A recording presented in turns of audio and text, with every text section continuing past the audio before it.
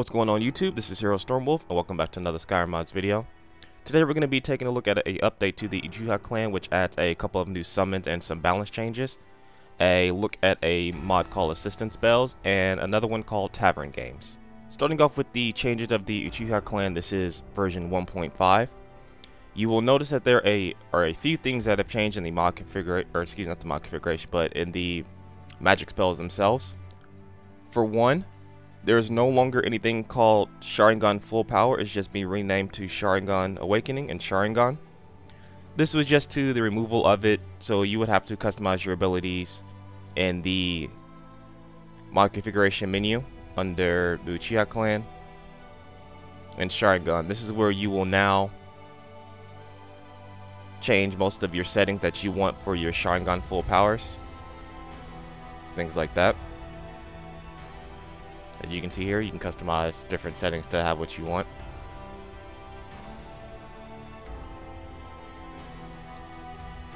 Another change is that with the Nagato and I believe Tobi's path, you'll get a collection of new summons.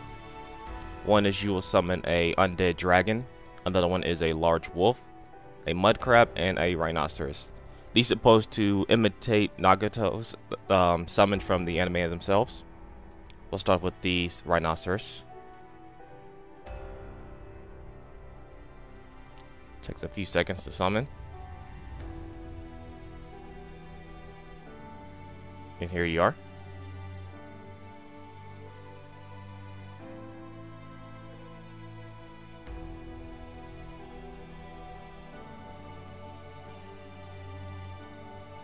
Of course, simple mud crab.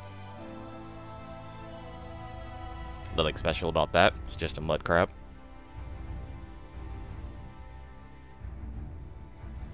Large wolf, which you've probably already seen if you've watched the other updates to the Uchiha Clan.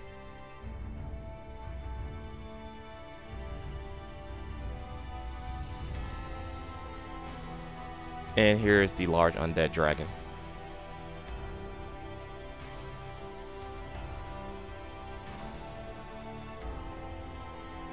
So there you are.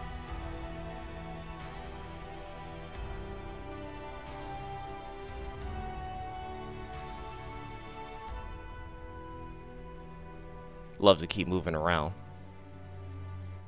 But these have been updated to update 1.5. There's also small balance changes such as the Amaterasu for Itachi Stage 3 has been increased in damage. Sasuke's Amaterasu level 3 has been decreased in damage since it's also an AoE, it does the same damage as level 2. Sasuke Stage 3 Amaterasu no longer can be set past the allowed limit in the MCM menu. The Stage 3 of Amaterasu and Sasuke will no longer cause damage to the player, nor will it stagger him. And the hazard for Amaterasu has been increased by 1 minute. Susanoo now scales better with your health and not your base health. So pretty much you get a free health boost. And the last one is the Perfect Susanoo. The resistance has been updated from 95% to 99%. So you're pretty much immune to almost any type of infection, resistance, things like that. Next up is a mod called Assist Spells. What this does is adds new spells that allow you to add things such as Ebony Flesh, Flame Cloak, Frost Cloak, etc., to allies that are party with you. These come in two variations. One is called one is the group, and one is called Other. Others is a single target ability. Pretty much you touch the target you want to increase defense, and as you see, it gives them the aura now.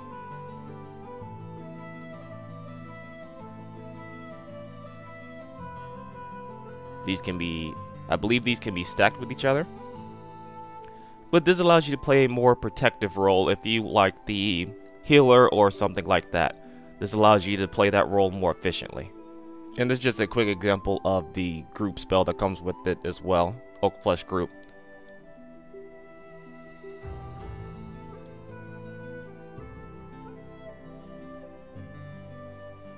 So there you go. Everyone that was in the group will now have that ability. It's very cool and very useful, especially if you want to play a more defensive role in Skyrim, more than like the offensive berserker or things like that, or if you play heavily in Magic and just want to expand your library. Finally, we have the mod called Tavern Games, and what this does is add games to Skyrim that you can play inside of taverns. These are available in every tavern that you go through within Skyrim, and I believe also works for modded taverns as well. For example, if I wanted to play a game, I can go up to the bartender here, and you'll get a new option called I like to play something. And now you'll have a choice between each one of these. Prophet's Dice, this is where pretty much you either guess where your opponent's score is going to be lower, higher, or equal to yours.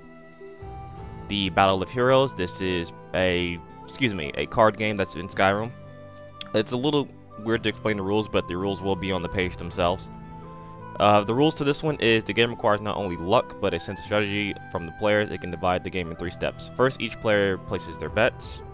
I'll play a game just for an example here. So I'm just going to place 7 gold as the maximum bet.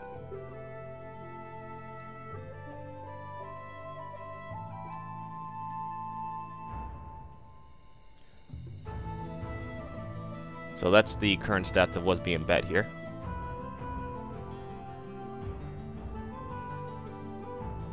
So I believe these are my cards here. I'm not going to attempt to cheat.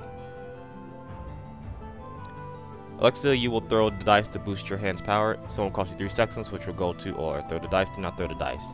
Here, if I needed to increase the power of my dice, I can, which I probably will want to do since I believe I do not have a higher hand.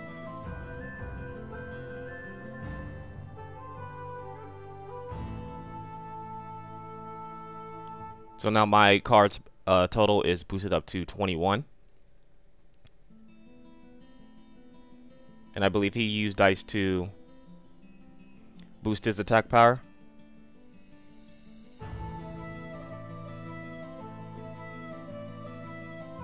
So it's a tied game. So basically, as you can see here, you draw 3 cards, and the 3 cards who have the more attack power wins. You can risk using 4, I think, to 7 gold to increase your power to actually win the pot. But that's just an example of one of the tavern games. There's other games that you can play as well.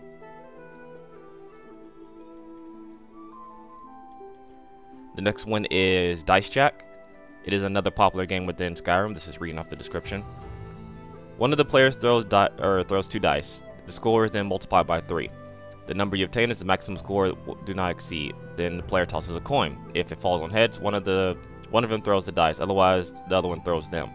When a player throws the dice, he can do it as much as he wishes, as long as it doesn't exceed the maximum score. He can also decide to let the other player throw his dice if he clearly did, or if he already didn't. So we'll play a game of this just to show it off as well. So the maximum number score is 21. We'll just bet 8 septum here just to show an example. The dice scored 7. The maximum score you cannot exceed is thrice the score. Maximum score 21. So the maximum score is 21. Tails, your opponent throws the first dice.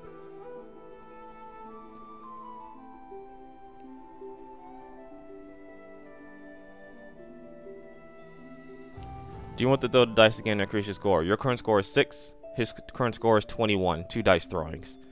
So I'll throw 1 dice. So now mine is 14, his is 19. I could risk it by doing 1 more dice roll, but I could go over 21. So think of it as playing blackjack but with dice, more or less. Except you can't, roll twice and get 21.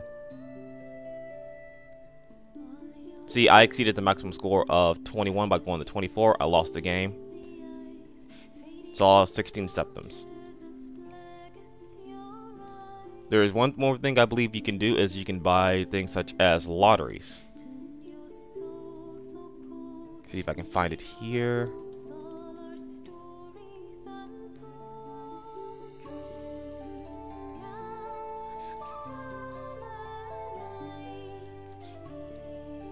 Well, in any case, there's things called lotteries. Is when you buy a ticket, you have the chance to win something, which can be a spell tome, a potion, gold, etc., etc. You can also win these from games, and you can also get something called a Tavern Voucher, which grants you 3 free nights to sleep at any tavern that you wish for. So I thought this was a cool little basic mod to not basic mod, excuse me, just a cool little mod to increase the already outstanding things you can do in Skyrim, and it kind of makes sense in a way. Some of this does remind me of The Witcher and how they do some of their little side games, but I'm not complaining. I think it's really cool to actually add something like this into Skyrim. As always, the links down in the description will have every single mod I've shown off today. If you've liked these mods, please endorse them on the site themselves. If you found this video entertaining or helpful, leave a like. If you didn't, leave a dislike, the typical YouTube stuff. I will catch you guys in the next video. Later.